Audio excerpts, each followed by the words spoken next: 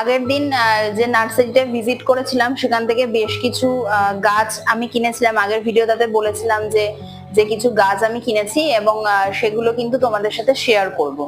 দেখো ফার্স্টেই একটা নর্মাল ইনডোর প্ল্যান্ট, ম্যাক্সিমামই ইনডোর প্ল্যান্টই কিনেছি যেহেতু আমার ইনডোর প্ল্যান্টসের সংখ্যা খুব একটা বেশি নেই।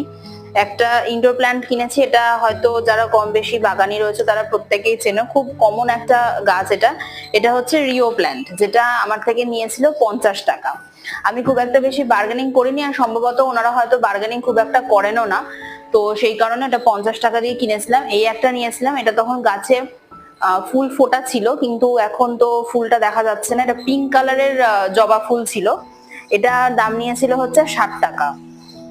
আর একটা কিনেছিলাম, আমার কাছে রাবার প্ল্যান্টের ভেরিয়েন্টটা নেই, তাই একটা রাবার প্ল্যান্ট কিনেছিলাম। এটাও একদমই ইনডোর প্ল্যান্ট পুরোপুরি, খুব সুন্দর পাতাগুলো, মানে ভীষণই সুন্দর এবং গ্লসি শাইনিও।